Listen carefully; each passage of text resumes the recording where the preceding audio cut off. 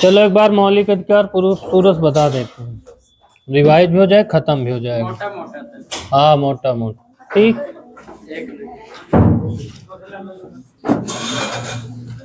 नहीं सर जी, हाँ इसको पूरा खत्म खत्म ही है वो। हाँ, फंडामेंटल राइट्स, ठीक।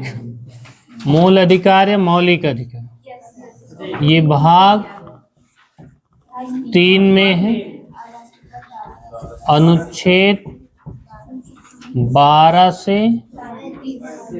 35 तक है ना। इसका विकास कहाँ से हुआ था? ब्रिटेन से। स्रोत क्या है? अमेरिका से लिया गया। इसी को संविधान का मैग्ना कार्टा कहा जाता है।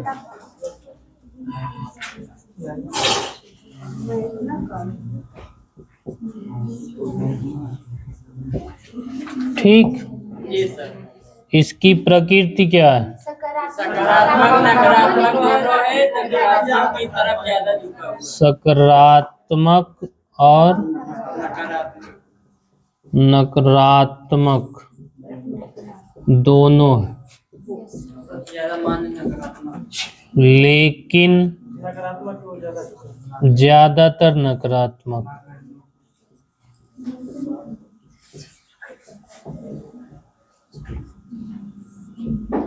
ठीक। मूल अधिकार अस्थायी का अस्थायी? अस्थायी 20-21 को छोड़कर ये अपवाद है, इसको किसी भी तरीके से सीमित है या सीमित है? सीमित है सर।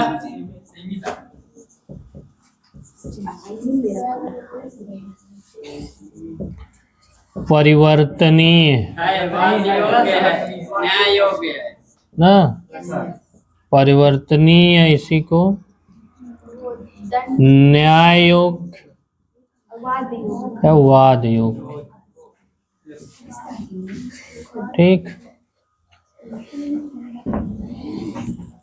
केवल भारतीयों को कौन सा अधिकार प्राप्त?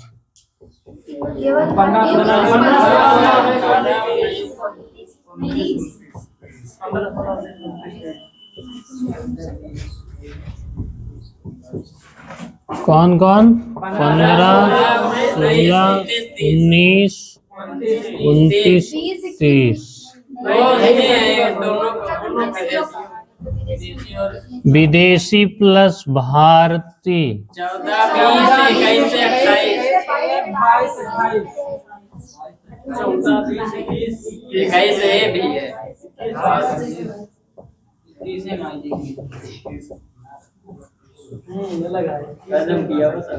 अधिकार कौन कौन है? 14, 20, 21,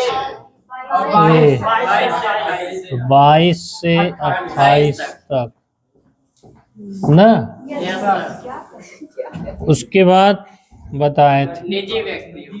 हाँ, ये राज्य के विरुद्ध अधिकार जी 17, 23, अच्छा राज्य के विरुद्ध अधिकार 15, 16, 18 ना। अगला है राज्य एवं निजी व्यक्ति दोनों के विरुद्ध 17, 23, 24 दंड का प्रावधान भी है।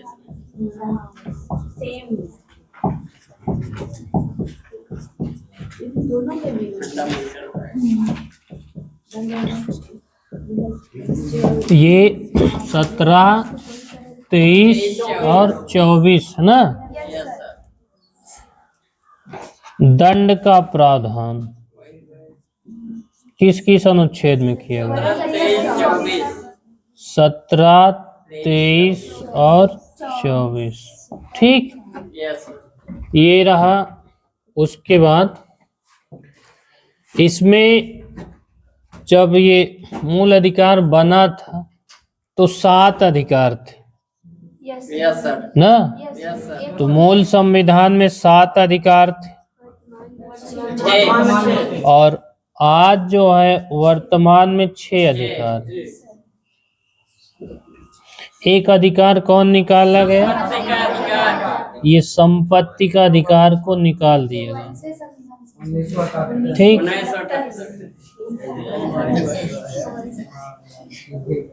ठीक। कानूनी या विधिगत। तो देखो, ये जो एक अधिकार था अनुच्छेद 31 में संपत्ति का अधिकार, इस संपत्ति को अधिकार को मूल अधिकार से निकाल करके ये भाग 12 में अनुच्छेद 300 का के अंतर्गत इसको विधिक या कानूनी अधिकार बना दिए गए ना।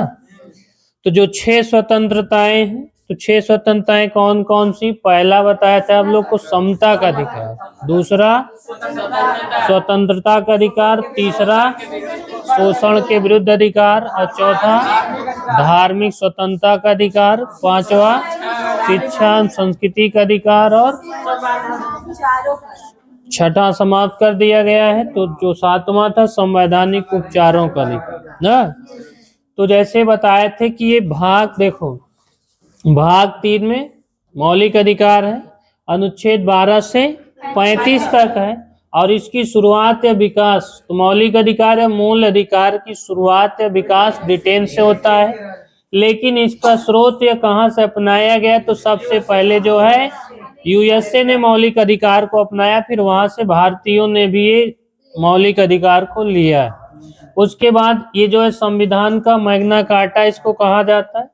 इसकी प्रकृति सकारात्मक या नकारात्मक दोनों है, लेकिन ज्यादातर नकारात्मक है, क्योंकि मूल अधिकार ये जो है सकारात्मक और नकारात्मक का मतलब अच्छा और बुरा से नहीं, बल्कि सकारात्मक का मतलब कुछ करने को कहता है और नकारात्मक कुछ करने से मना करता है। तो जैसे अनुच्छेद 17 में उपाधियों को अंत यहाँ मना कर रहा है, अनुच्छेद 18 में उपाधियों का अंत मना किया जा रहा है, अनुच्छेद 15 में भेदभाव का अंत मना करने की बात कर रहा है। ठीक, अनुच्छेद 14 में जो है समानता का भाव, तो यहाँ पर जो है समान भाव करने को कह रहा है, तो इसलिए यहाँ पर ज्यादातर नकारात्मक बातें लिखी है, तो इसलिए लिखा है कि ज्यादातर नकारात्मक। उसके बाद आगे मौलिक अधिकार अस्थायी है अस्थायी, तो मौलिक अधिकार अस्थायी है, जैसे आप लोग को बताए थे कि अनुच्छेद 359 में लिखा है कि अनुच्छेद 359 में लिखा है कि आपातकाल लगते ही अनुच्छेद 19 स्वतः निलंबित हो जाता है, और अनुच्छेद 359 में लिखा है कि अनुच्छेद 20 और 21 को छोड़कर जितने मौलिक अधिकार हैं सब के सब निलंबित किए जा सकते हैं, लेकिन 20 और 21 निलंबित नहीं होता, इसलिए अस्थायी। तो ये 20 और 21 अस्थायी है, बाकी सभी मौलिक अधिकार अस्थायी। फिर अगला क्वेश्चन ये पूछा जाता है जिन मौलिक अधिकारों का निलंबन हुआ है, ये निलंबन जन्म जन्मांतर तक रहेगा कि बाद में पुनः अपनी पुरानी स्थिति में बहाल हो जाएगा? तो यहाँ पर जब आपातकाल समाप्त होगा तो फिर से अपनी पुरानी धारा में आ जाएगा, इसलिए कहते हैं मौलिक अधिकार अस्थायी है और इनका जो निलंबन वो भी अस्थायी। उसके बाद दूसरा है मौलिक अधिकार सीमित है या असीमित है, तो मौलिक अधिकार सीमित है, असीमित नहीं। आपको स्वतंत्रताएं वहीं तक दी गई जहां से दूसरे की स्वतंत्रता बाधित ना हो, अर्थात आपको बोलने का अधिकार दिया गया तो सब तरीके से बोलिए, किसी को कटु वचन नहीं बोलना है। ठीक, उसके बाद ये मूल अधिकार प्रवर्तनीय है या न्याय योग वाद योग, इसी को अंग्रेजी वर्जन में जस्टिसेबल या फोर्सिएबल लिखा है। ठीक, तो कहने का मतलब ये हुआ किसी के मौलिक अधिकार को उल्लंघन होता है तो अनुच्छेद 32 के तहत वह सीधे सुप्रीम कोर्ट और अनुच्छेद 226 के तहत हाई कोर्ट जाकर न्याय पा सकता है। इसलिए कहा जाता है कि मूल अधिकार न्याय योग्य है, वाद योग्य अर्थात उल्लंघन होने पर निपटारा किया जाएगा। उसके बाद जब मूल अधिकार बना था तो 7 अधिकार थे, आज 6 अधिकार है। तो एक अधिकार जो संपत्ति का अधिकार है, इसको मूल अधिकार से निकालकर ये जो है विधिक अधिकार या कानूनी अधिकार बना दिया गया। पहले अनुच्छेद 31 और अनुच्छेद 19 एक एफ में था, आज इसको अनुच्छेद 300 का में और भाग 12 में जगह दी गई। ठीक, ये रहा। उसके बाद 6 अधिकार देखते हैं। तो पहला था समता का अधिकार, अनुच्छेद कहां से कहां तक? 14 से 18 तक। उसके बाद स्वतंत्रता का अधिकार आता है अनुच्छेद 19 से 22 तक।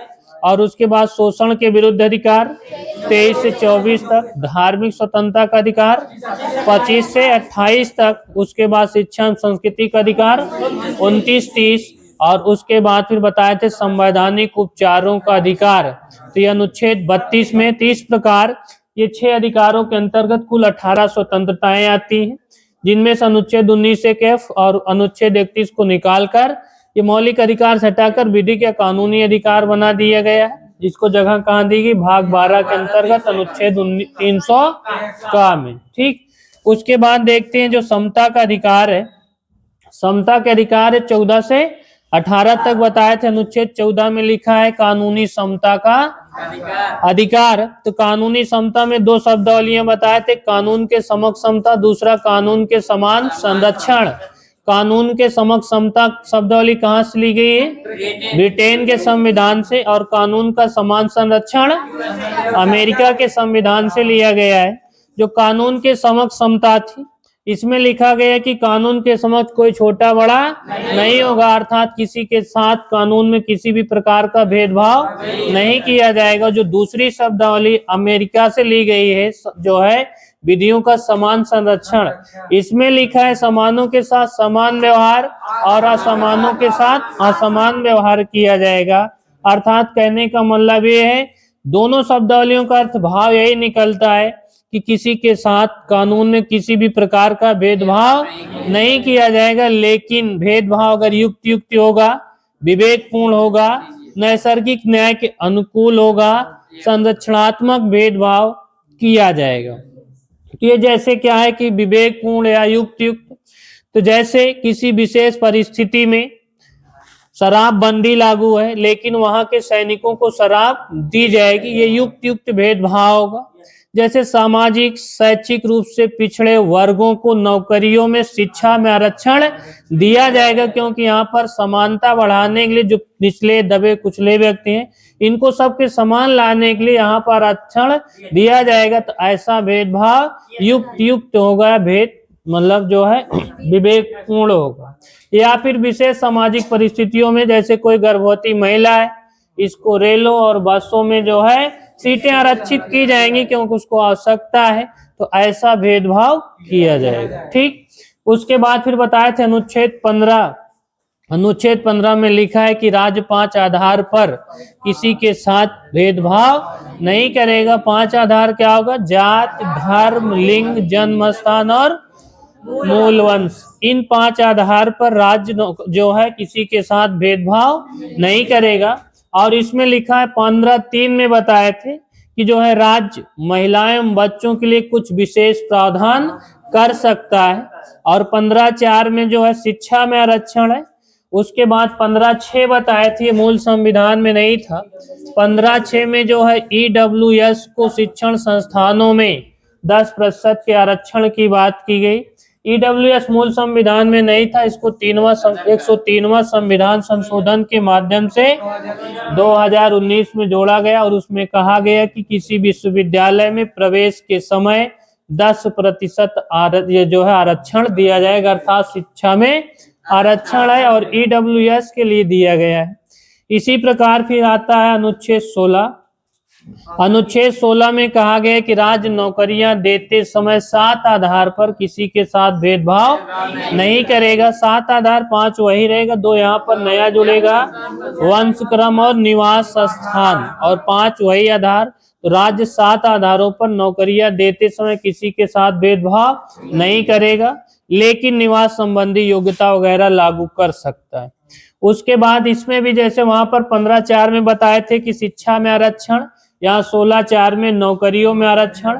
16(5) में कहा गया है कि धार्मिक धर्म से जो संबंधित कोई व्यक्ति अपने धर्म का प्रबंध कर सकता है। और 16(6) में वहां पर EWS को शिक्षा में आरक्षण दिया था, और यहाँ 16(6) जो है यहाँ पर नौकरियों में EWS को 10% आरक्षण की बात की। ये रहा अनुच्छेद 16। उसके बाद आता है अनुच्छेद 17। अनुच्छेद 17 में कहा गया छुआछूत के अंत की घोषणा की गई। तो अनुच्छेद 17 कहता है किसी के साथ छुआछूत का विरोध नहीं किया जाएगा। अगर कोई ऐसा करता है तो संसद उसको दंड देगी। इसके लिए अस्पृश्यता निवारण अधिनियम 1955 बनाया गया। आगे चलकर इसी का नाम बदलकर सिविल अधिकार संरक्षण 1976 कर दिया गया। ठीक, फिर आगे आता है अनुच्छेद 18। तो अनुच्छेद 18 में कहा गया उपाधियों का अंत। तो अनुच्छेद 18 उपाधियों के अंत की घोषणा करता है, क्योंकि कहता है कि उपाधियां देने से पंक्ति भेद होता है। पंक्ति भेद का मतलब सामाजिक जो है समानता को ठेस पहुंचती है, धक्का लगता है, इसलिए कहा गया है कि उपाधियों के अंत की बात करता है। लेकिन राज्य उपाधियां देते समय शिक्षा और सेना संबंधी उपाधि को देने से मना नहीं करेगा। और उसके बाद जैसे कहा गया भारत रत्न, पद्म विभूषण, पद्म भूषण और पद्मश्री जैसी उपाधियां राज्य देने से मना नहीं करेगा, लेकिन इन उपाधियों को कोई व्यक्ति अपने नाम के आगे नहीं लगा सकता। और उसके बाद इन उपाधियों की शुरुआत 1954 में की गई थी। बीच में यहाँ पर विवाद हुआ था, 3 साल के लिए बंद किया गया था। ते उपाधियां समाज सेवा, साहित्य, कला, विज्ञान के क्षेत्र में अच्छे कार्य को करने के लिए प्रोत्साहित के लिए दी जाती। ठीक, उसके बाद आता है अनुच्छेद 19। अनुच्छेद 19 में क्या है? विचार एवं अभिव्यक्ति की स्वतंत्रता। इसके अंतर्गत कितनी स्वतंत्रताएं आती हैं? 6। तो अनुच्छेद 19 में क्या लिखा है? उसमें लिखा है विचार करने की स्वतंत्रता, विचार करना, भाषण करना, लिखना, पढ़ना, सुनना, सब। इसके साथ साथ 3 मुख्य विशेषताएं मेंशन की गई हैं: झंडा फहराने का अधिकार, प्रेस की स्वतंत्रता और सूचना का अधिकार। आगे क्वेश्चन पूछा जाता है कि अनुच्छेद 19(1)(a) में जितनी स्वतंत्रताएं हैं क्या ये पूरी हैं?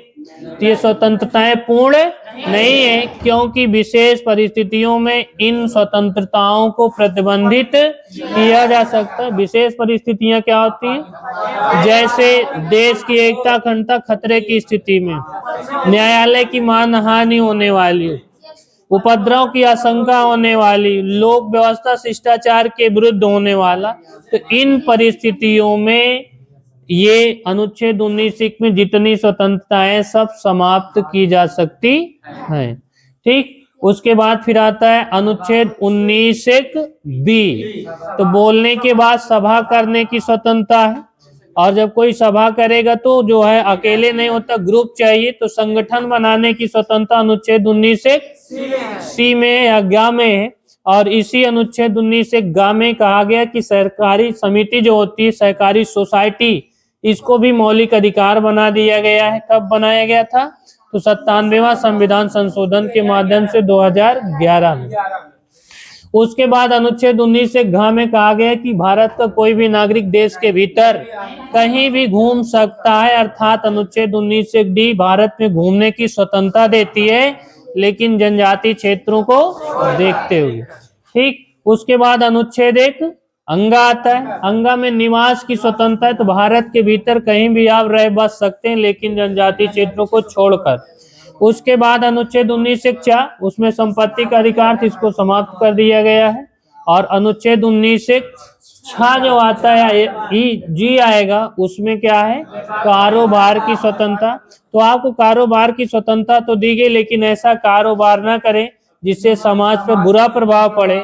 तो ऐसा व्यापार करें जिससे दुनिया को लाभ हो, ये नहीं कि आप गांजा, चरस, अफीम का व्यापार करें। ठीक, उसके बाद फिर आता है अनुच्छेद 20। अनुच्छेद 20 में अपराध से संरक्षण। तो इसमें बताए थे 3 बातें: 20(1), 20(2), 20(3). 20(1) में क्या लिखा है? किसी भी व्यक्ति को तब तक अपराधी नहीं घोषित किया जाएगा जब तक उसने कोई ऐसा कार्य न किया जो अपराध की श्रेणी में आता। 20(2) में कहा गया अपराधी को दोहरे दंड नहीं दिए जाएंगे, अर्थात दोहरे दंड से संरक्षण है। और 20(3) में कहा गया कि अपराधी को अपने विरुद्ध गवाही देने के लिए बाध्य नहीं किया जाएगा। ठीक, उसके बाद फिर आता है अनुच्छेद 21। 21 में जो है प्राण एवं दैहिक स्वतंत्रता है। प्राण एवं दैहिक स्वतंत्रता का मतलब ये है कि जीवन जीने का अधिकार देता है। तो जैसे 1950 में केस आता है A.K. गोपालन केस। A.K. गोपालन केस में जीवन जीने की सीमित व्याख्या की गई, उसमें जीवन का अर्थ ही बताया कि वो जीना है। लेकिन आगे चलकर जब कुछ दिन जिए तो कहे ऐसे तो सब जीते, अच्छा जियो, या गरिमापूर्ण जीवन जीना।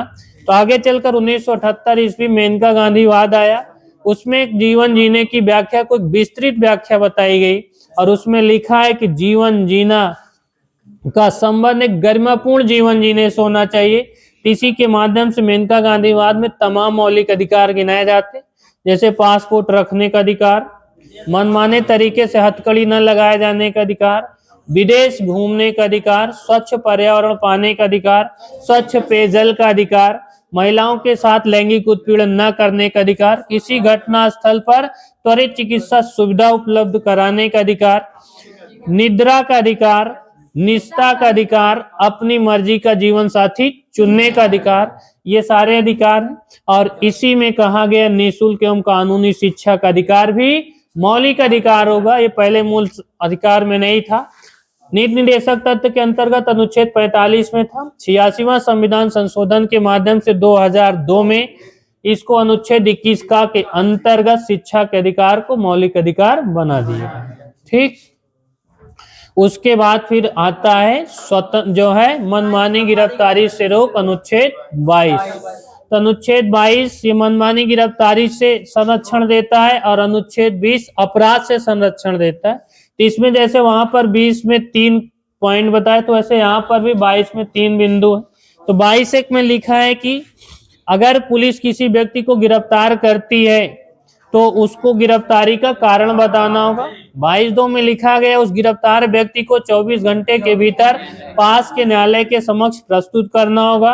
और तीसरी बात ये लिखी गई, जो गिरफ्तार व्यक्ति वो अपनी मर्जी का वकील चुन सकता है। ठीक, तो ये रहा 22 में, यहाँ तक रही स्वतंत्रता का अधिकार। उसके बाद तीसरा अधिकार आता है शोषण के विरुद्ध अधिकार। तो शोषण के विरुद्ध अधिकार ये अनुच्छेद 2 है, 23 और 24। 23 में लिखा गया बेगार श्रम, बलात्श्रम और मानव दुर्व्यापार पर प्रतिबंध। बेगार श्रम क्या होता है? बिना भुगतान के किसी व्यक्ति की इच्छा के विरुद्ध उससे कार्य कराना। और बलात्श्रम क्या होता है? भुगतान के साथ किसी व्यक्ति की इच्छा के विरुद्ध उससे कार्य कराना।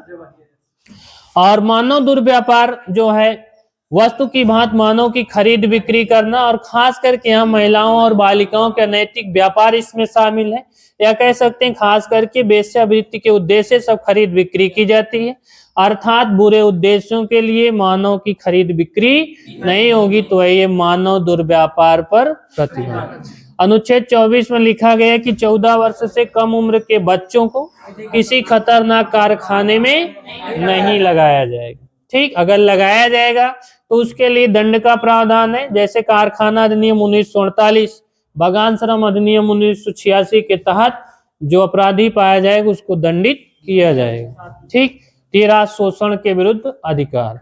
उसके बाद आता है धार्मिक स्वतंत्रता का अधिकार। धार्मिक स्वतंत्रता का अधिकार कहां से कहां तक है? 25 से 28 तक। तो अनुच्छेद 25 में लिखा है अंतःकरण की स्वतंत्रता।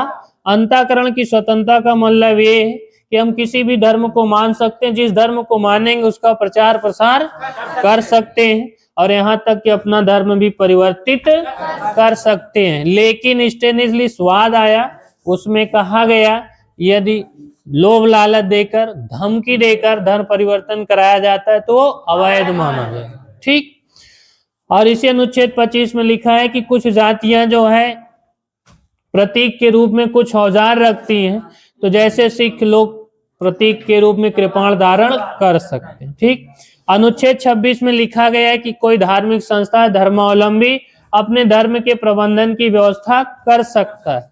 अनुच्छेद 27 में लिखा है करों के संदाय से छूट, अर्थात किसी भी धर्मावलंबी को जबरियन टैक्स देने के लिए विवश नहीं किया जाएगा। अनुच्छेद 28 में कहा गया है कि सरकारी शिक्षण संस्थानों में धार्मिक शिक्षा नहीं दी जाएगी, लेकिन धार्मिक शिक्षण संस्थानों में धर्म से संबंधित शिक्षा दी जाएगी, लेकिन शर्त यह है कुछ धर्म से होने वाली प्रार्थना में शामिल होने के लिए किसी को बाध्य नहीं किया जाएगा, जिसकी इच्छा हो शामिल हो या न शामिल। ठीक, उसके बाद फिर आता है, ये समाप्त हुआ, फिर आता है शिक्षा एवं संस्कृति का अधिकार। 29-30 ये दोनों अधिकार पूरा अल्पसंख्यकों को दिया गया है। अनुच्छेद 29 में लिखा गया है कि अल्पसंख्यक अपनी भाषा, संस्कृति और लिपि को बनाए रख सकता है। और अनुच्छेद 30 में कहा गया है कि अल्पसंख्यक अपने शिक्षण संस्थान को खोल सकता है। ठीक, उसके बाद अनुच्छेद 31 समाप्त हो गया है। अनुच्छेद 32 में संवैधानिक उपचारों का अधिकार, और अनुच्छेद 32 जो संवैधानिक उपचारों का अधिकार है, जितना अधिकार हम लोग पढ़े ये सभी को सुरक्षा की गारंटी देता है। इसलिए मौलिक अधिकार में सबसे महत्वपूर्ण अनुच्छेद 32 है। इसीलिए बाबा साहब भीमराव अम्बेडकर ने इसको संविधान की आत्मा कहा है। उसके बाद आता है अनुच्छेद 33। अनुच्छेद 33 में जो है यहाँ कहा गया कि संसद, ये जो आईबी होता है, इंटेलिजेंस ब्यूरो और सीबीआई, इनके मौलिक अधिकारों को छीन सकती है, क्योंकि कुछ खुफिया एजेंसी होती हैं, इनके पास खुफिया एजेंसी होती थी जो गुप्त जो है सूचनाओं के माध्यम से अगर कहीं पर इनको पूरा खुली छूट दे दिया जाए तो एक तो खुद ही खुफिया एजेंसी है और उसके बाद जब अधिकार पा जाएंगे तो शोषण करेंगे लोगों का, तो इसलिए इनके अधिकारों को सीमित कर दिया गया, छीन लिया गया। और अनुच्छेद 34 में लिखा है जिस क्षेत्र में मार्शियल लॉ लागू होगा वहां के नागरिकों के मौलिक अधिकारों को सीमित कर दिया गया है। मार्शियल लॉ मतलब सैन्य कानून लागू है तो वहां के नागरिकों के मौलिक अधिकार को छीना गया है। और अनुच्छेद 35 में दंड का प्रावधान है। तो इसी के साथ अनुच्छेद 12 से 35 की पूरी कहानी है। ठीक।